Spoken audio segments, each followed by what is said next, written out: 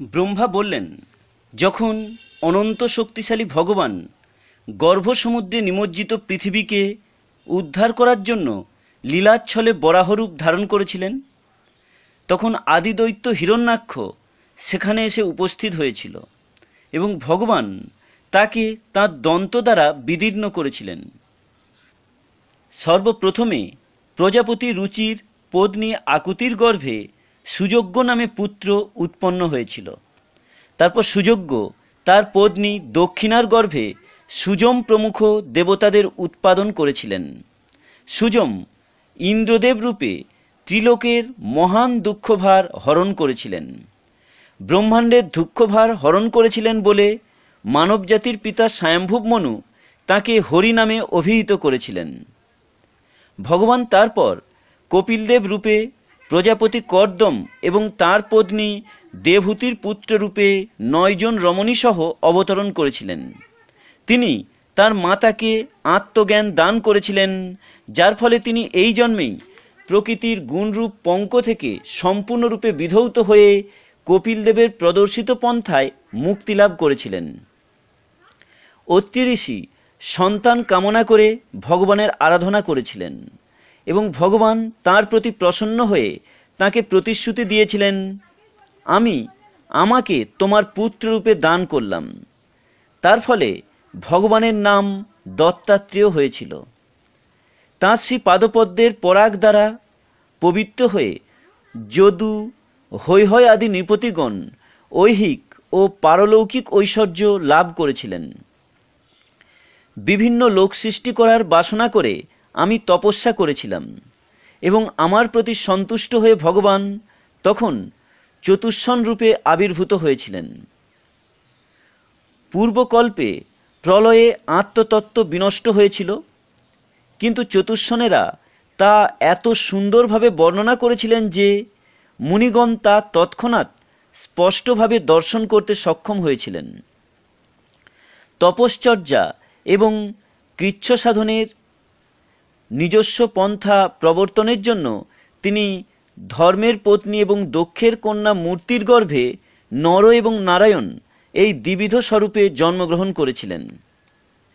কামদেবের সঙ্গিনী অপ্সরাগণ তাঁর তপস্যা ভঙ্গ করতে এসে যখন দেখল যে তাদের মতো বহু সুন্দরীগণ তাঁর দেহ থেকে নির্গত হচ্ছে, তখন তারা বিফল মনোরথ হয়েছিল।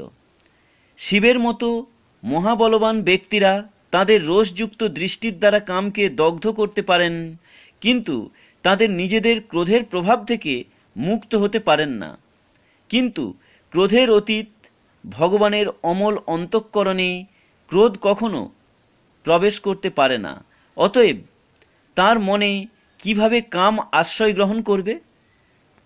রাজার সমক্ষে ধ্রুব বিমাতার বাক্যবাণে জর্জরিত হয়ে অপমানিত বোধ করেছিলেন এবং বালক হওয়া সত্ত্বেও কঠোর তপস্যা করার জন্য বনে গমন করেছিলেন।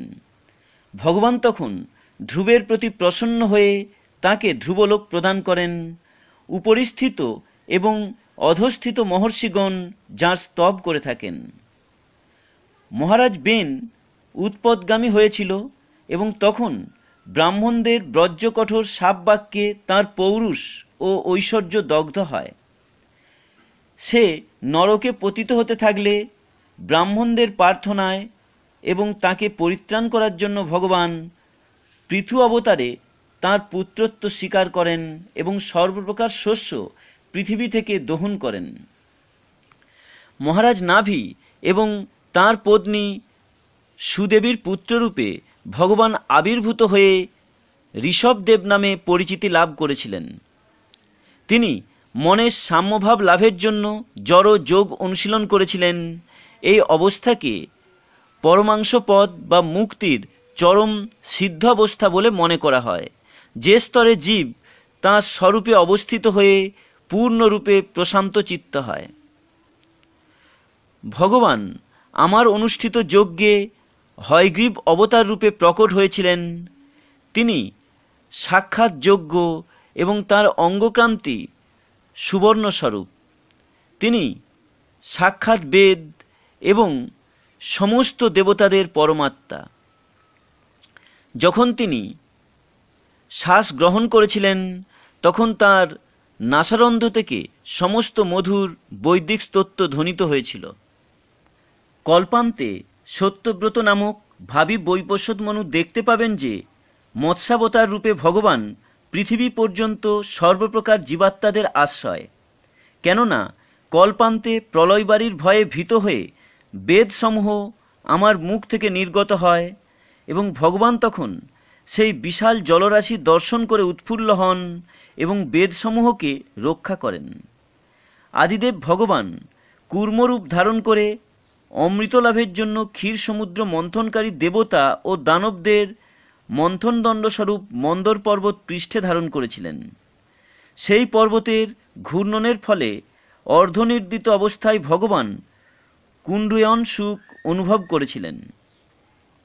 পরমেশ্বর ভগবান দেবতাদের মহাভয় দূর করার জন্য ভয়ঙ্কর ভ্রুকুটি, দন্ত ও ভীষণ বদনযুক্ত নৃসিংহ রূপ ধারণপূর্বক গদাহস্তে আক্রমণকারী দৈত্যরাজকে তাঁর উরুদেশে স্থাপন করে নখ দ্বারা তাঁর বক্ষস্থল বিদীর্ণ করেছিলেন। অধিক বলশালী কুমির যখন জলের মধ্যে যুতপতি গজরাজের পদ ধারণ করে, তখন সেই গজরাজ অত্যন্ত কাতর হয়ে তাঁর শুণ্ডের দ্বারা একটি পদ্ম ধারণ করে ভগবানকে সম্বোধন করে বলেছিল, হে আদিপুরুষ, আপনি সমস্ত ব্রহ্মাণ্ডের পতি। হে পরিত্রাণকারী, আপনি তীর্থক্ষেত্রের মতো বিখ্যাত।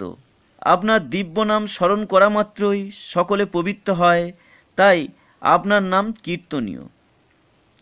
চক্রপাণী শ্রীহরি সেই শরণার্থী গজরাজের আর্তনাদ শ্রবণ করে পক্ষীরাজ গরুড়ের পৃষ্ঠে আরোহণপূর্বক তাঁর চক্রের দ্বারা কুমিরের বদন দ্বিখণ্ডিত করেছিলেন এবং কৃপাপূর্বক গজরাজের সুর ধরে তাঁকে কুমিরের মুখ থেকে উদ্ধার করেছিলেন।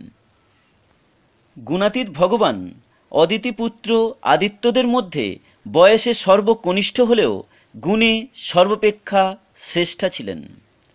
সেই যজ্ঞাধিষ্ঠাতা ভগবান বিষ্ণু পদ নিক্ষেপের দ্বারা ব্রহ্মাণ্ডের সমস্ত লোক অতিক্রম করেছিলেন। ত্রিপাদভূমি ভিক্ষা করার ছলে তিনি বামন রূপে বলি মহারাজের অধিকৃত সমগ্র ভুবন অধিগ্রহণ করেছিলেন। তিনি ভিক্ষাচলে তা গ্রহণ করেছিলেন, কেননা নিগ্রহ এবং অনুগ্রহ করতে সমর্থ জনেরা সব কিছু করতে পারলেও যাচাজ্ঞা ব্যতি রেখে সৎ পথচারী ব্যক্তিকে ঐশ্বর্য ভ্রষ্ট করা তাদের কর্তব্য নয়। বলি মহারাজ, যিনি তার মস্তকে ভগবানের পদধৌত জল ধারণ করেছিলেন, তার গুরুর নিষেধ সত্ত্বেও তিনি তার প্রতিশ্রুতি ব্যতীত অন্য আর কিছুই চিন্তা করেননি। ভগবানের তৃতীয় চরণ রাখার জন্য তিনি তাঁর দেহ নিবেদন করেছিলেন। এই প্রকার ব্যক্তির কাছে স্বর্গরাজ্য মূল্যহীন, যা তিনি স্বীয় বলের দ্বারা অধিকার করেছিলেন। হে নারদ, সেই ভগবান হংসাবতারে তোমার ঐকান্তিক ভক্তিতে পরিতুষ্ট হয়ে তোমাকে পরিপূর্ণভাবে ভক্তিযোগ এবং ভগবত বিজ্ঞান বিশ্লেষণ করেছিলেন। বাসুদেবের ঐকান্তিক ভক্তরাই কেবল সেই জ্ঞান হৃদয়ঙ্গম করতে পারেন। মনন্তর অবতারে ভগবান মনুর বংশধর রূপে তাঁর সুদর্শন চক্রের দ্বারা দুষ্কৃতকারী রাজাদের দমন করেন। সর্বাবস্থায় অপ্রতিহতভাবে তাঁর রাজ্য শাসনের মহিমা এবং তাঁর কীর্তি ত্রিভুবনেরও ঊর্ধ্বে ব্রহ্মাণ্ডের সর্বোচ্চ লোক সত্যলোকেও বিস্তার লাভ করেছিল। ভগবান ধনন্তরী রূপে অবতীর্ণ হয়ে নিরন্তর রুগ্নজীবদের তাঁর স্বীয় কীর্তির দ্বারা অচিরেই রোগ নিরাময় করেন এবং তার প্রভাবেই দেবতারা দীর্ঘজীবন লাভ করেন। এইভাবে পরমেশ্বর ভগবান নিরন্তর মহিমান্বিত হন। পূর্বে দৈত্যদের দ্বারা যে যজ্ঞভাগ অবরুদ্ধ হয়েছিল তাও তিনি উদ্ধার করেন। তিনি এই ব্রহ্মাণ্ডে আয়ুর্বিষয়ক বেদ বা চিকিৎসাশাস্ত্র প্রবর্তন করেন। যখন ক্ষত্রিয় নামধারী শাসকেরা পরম সত্যের পথ থেকে ভ্রষ্ট হয়ে নরক যন্ত্রণা ভোগের অভিলাষী হয়েছিল, তখন পরশুরাম রূপে অবতীর্ণ হয়ে ভগবান পৃথিবীর কণ্টকস্বরূপ সেই সমস্ত রাজাদের উচ্ছেদ করেছিলেন। এইভাবে তিনি তাঁর তীক্ষ্ণধার কুঠারের দ্বারা 21 বার ক্ষত্রিয়দের বিনাশ সাধন করেছিলেন। এই ব্রহ্মাণ্ডের সমস্ত জীবের প্রতি অহেতুকী কৃপার প্রভাবে ভগবান তাঁর অংশসহ মহারাজ ইক্ষ্বাকুর বংশে অন্তরঙ্গা শক্তি সীতাদেবীর পতিরূপে আবির্ভূত হয়েছিলেন। তাঁর পিতা মহারাজ দশরথের আজ্ঞা অনুসারে তিনি তাঁর পত্নী এবং কনিষ্ঠ ভ্রাতাসহ বনে গমন করেছিলেন এবং দীর্ঘকাল সেখানে বসবাস করেছিলেন। অত্যন্ত শক্তিশালী দশমুণ্ড রাবণ তাঁর প্রতি মহা অপরাধ করেছিল এবং তার ফলে চরমে সে বিনাশপ্রাপ্ত হয়েছিল। পরমেশ্বর ভগবান শ্রী রামচন্দ্র তাঁর প্রিয়তমা সীতার বিরহে ব্যথিত হয়ে মহাদেবের মতো ক্রোধে আরক্তিম নয়নে রাবণের নগরী লঙ্কার প্রতি দৃষ্টিপাত করেছিলেন। তখন সমুদ্র ভয়ে কম্পমান হয়েছিল এবং তাকে পথ প্রদান করেছিলেন, কেননা তাঁর আত্মীয় স্বজন জলচর, মকর, সর্প, কুমির প্রভৃতি ভগবানের ক্রোধাগ্নির তাপে দগ্ধ হচ্ছিল।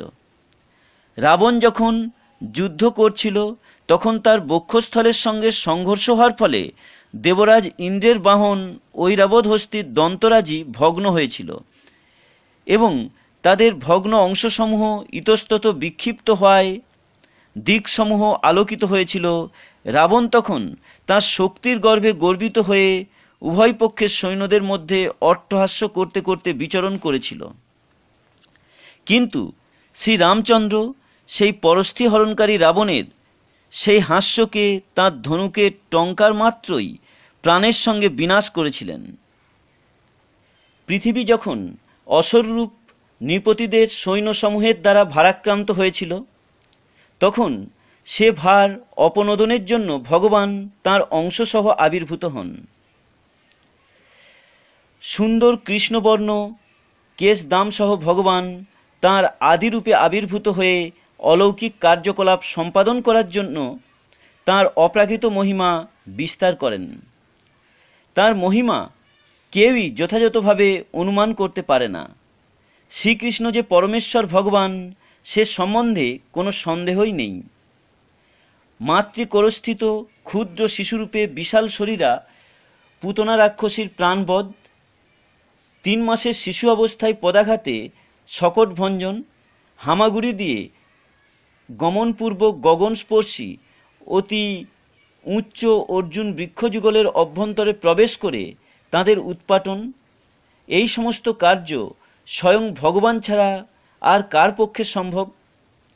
যখন গোপ বালকেরা এবং তাদের পশুরা যমুনার বিষাক্ত জল পান করেছিল, ভগবান তাঁর কৃপাদৃষ্টিপূর্ণ দৃষ্টিপাতের দ্বারা তাদের পুনরুজ্জীবিত করেছিলেন।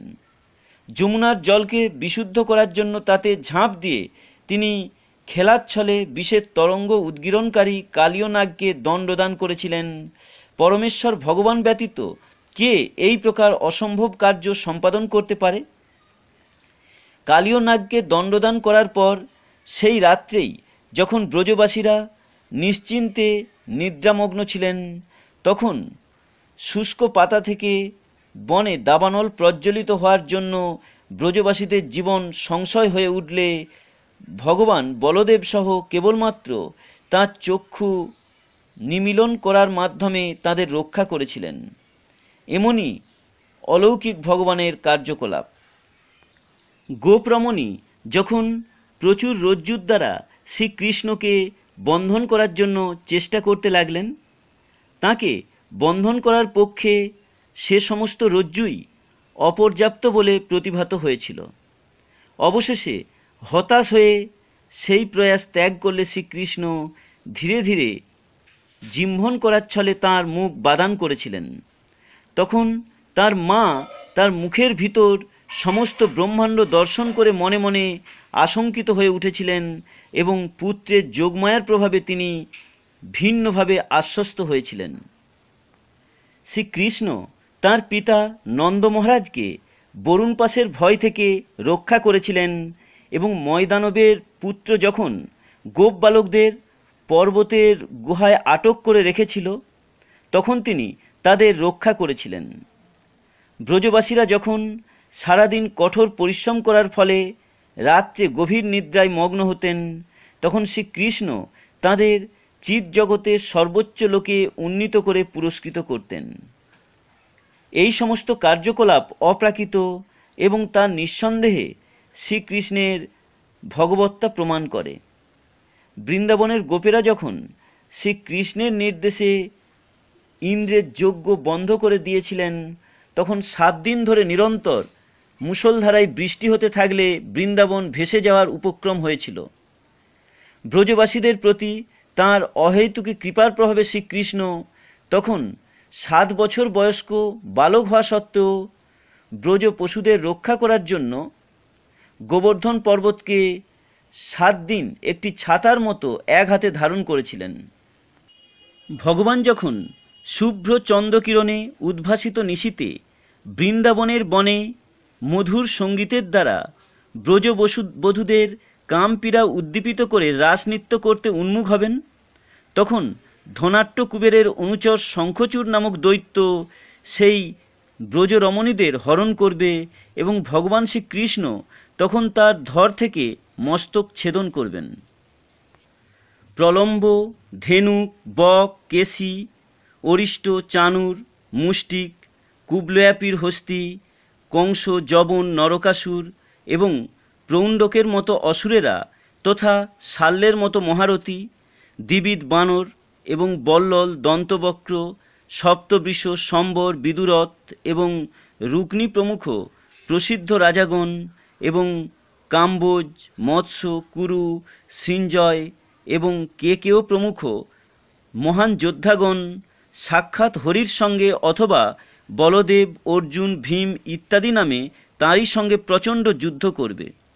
এইভাবে নিহত হওয়ার ফলে এই সমস্ত অসুরেরা নির্বিশেষ ব্রহ্মজ্যোতি প্রাপ্ত হবে অথবা বৈকুণ্ঠ লোকে ভগবানের স্বীয়ধাম প্রাপ্ত হবে। কালক্রমে মানুষেরা যখন সংকুচিত বুদ্ধি ও অল্প আয়ুসম্পন্ন হবে, তখন তাদের পক্ষে বৈদিক জ্ঞান হৃদয়ঙ্গম করা কঠিন হবে বলে বিবেচনা করে ভগবান সত্যবতীর পুত্ররূপে আবির্ভূত হয়ে যুগের পরিস্থিতি অনুসারে বেদরূপী কল্পবৃক্ষকে বিভিন্ন শাখায় বিভক্ত করবেন।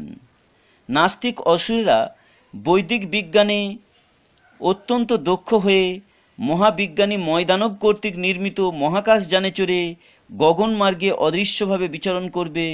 তখন তাদের মহাচ্ছন্ন করার জন্য অত্যন্ত আকর্ষণীয় বুদ্ধরূপে আবির্ভূত হয়ে তিনি উপধর্ম প্রচার করবেন।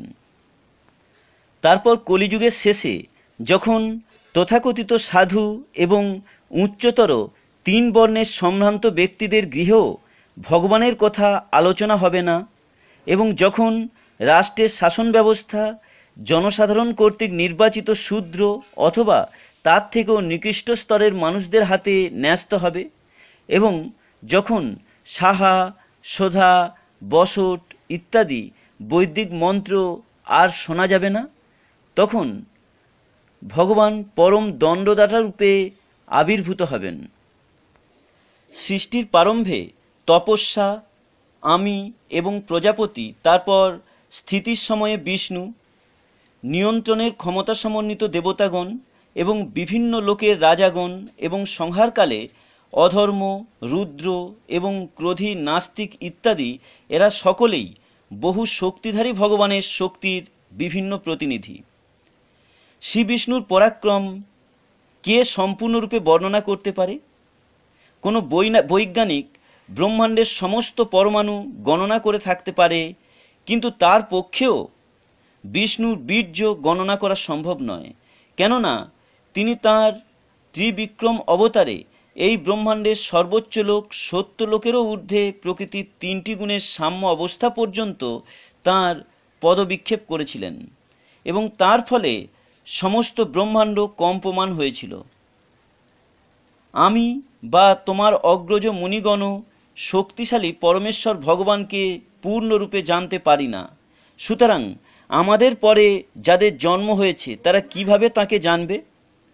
ভগবানের প্রথম অবতার শেষ সহস্র বদনে তাঁর গুণাবলী নিরন্তর গান করেও এখনো পর্যন্ত তাঁর সীমা পাননি।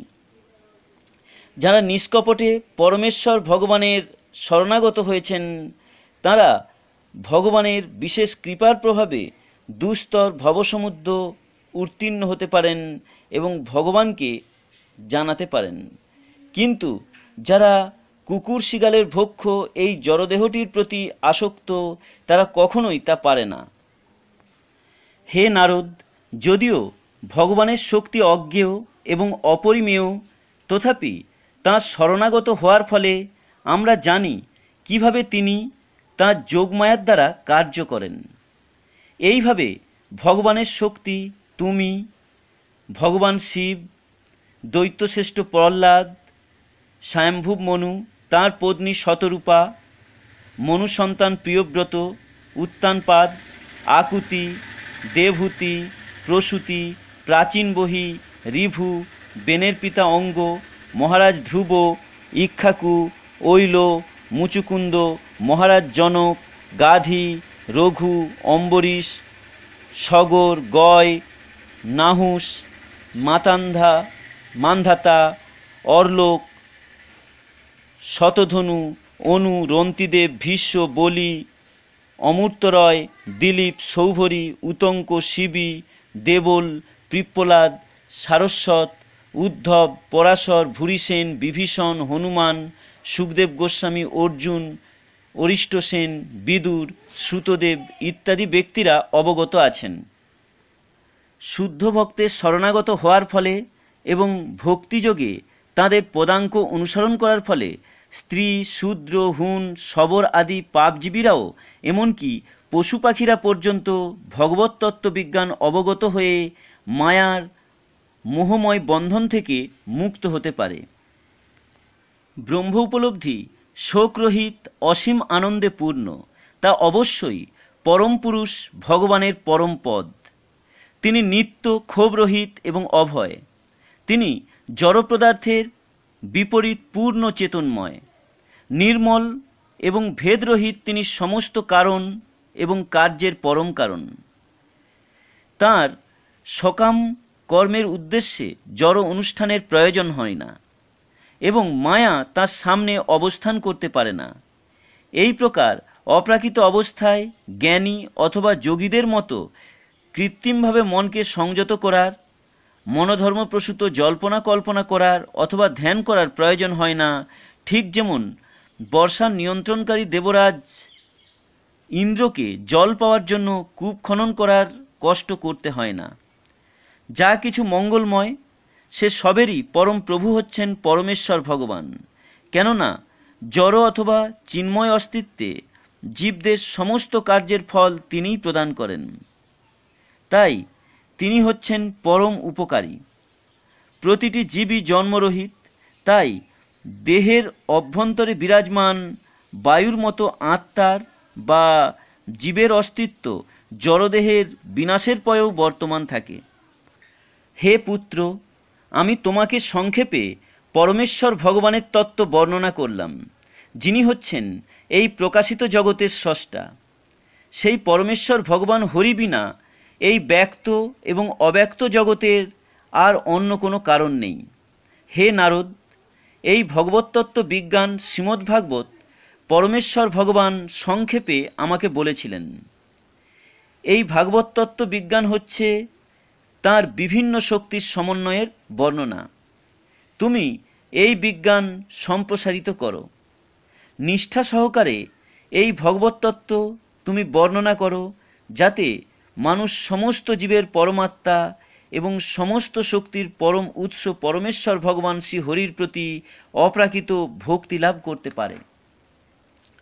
ভগবানের বিভিন্ন শক্তির সঙ্গে সম্পর্কিত ভগবানের কার্যকলাপ, তাঁর শিক্ষা অনুসারে কীর্তন, অভিনন্দন এবং শ্রবণ করা উচিত। নিয়মিতভাবে ভক্তি ও শ্রদ্ধা সহকারে তা করা হলে জীব কখনোই মায়ার দ্বারা মোহিত হবে না।